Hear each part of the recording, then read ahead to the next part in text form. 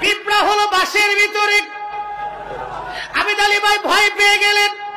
হুজুর বললেন, বাবা আমি যখন নালিশ নিচ্ছিলাম এই পিপিলিকা, এই বাঁশ সহ পিপিলিকা সহ তুমি যখন চুলার মধ্যে দিচ্ছিলা বাবা, তখন এই পিঁপড়াগুলি আমাকে ডাকে বলতেছিল, খাজা ফরিদপুরি আপনার বুড়ির সন্তানরা আমাদেরকে বাঁশের মধ্যে দিয়ে আগুনে পোড়া।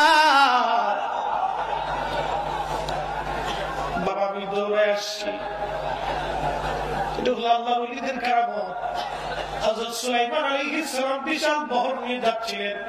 তিনটা বাহিনী ছিল ওনার, একটা মানব বাহিনী, আর একটা পাখি বাহিনী, আর একটা জিন বাহিনী। বিরাট বাহিনী নিয়ে যাচ্ছেন। 3 কিলোমিটার দূর পিঁপড়ার বাসা।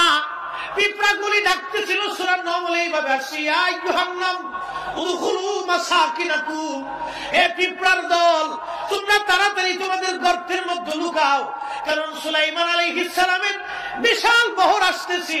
এই বহর তোমাদেরকে পাড়াইয়া সেটকাইয়া পায়ের নিচে ফেলে তোমাদেরকে মেরে ফেলে দিবে।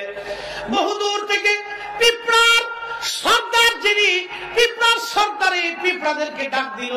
সুলাইমান আলাইহিস সালাম 3 মাইল দূর থেকে ডেকে বলতেছিলেন, হাসতেছিলেন, ফাতাবাসসামা দাহিকা। কোরআন আসছে সুলাইমান নবী হাসে আর বলে, আল্লাহ কি বিদ্যা তুমি আমারে দিলা, 3 মাইল দূরে পিঁপড়ায় কথা কয় আর আমি সুলাইমান 3 মাইল দূর থেকে শুনতে পাই। আল্লাহর পয়গম্বরদের মুজিজা বলা হয়, আল্লাহর ওলিদের কারামত বলা হয়।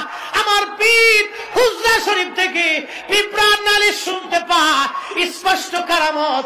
এর থেকে বুঝতে পারলাম আমার পীর কেবলাদার হুজুরকে আল্লাহ ইলমে লাদুন্নি দিয়েছিলেন, আধ্যাত্মিক বিদ্যা দিয়েছিলেন, ইলমে লাদুন্নি দিয়েছিলেন, কলবের দরজা উন্মুক্ত করে দিয়েছিলেন, কলবের দরজা উন্মুক্ত করে দিয়েছিলেন, চোখের পর্দা উন্মুক্ত করে দিয়েছিলেন।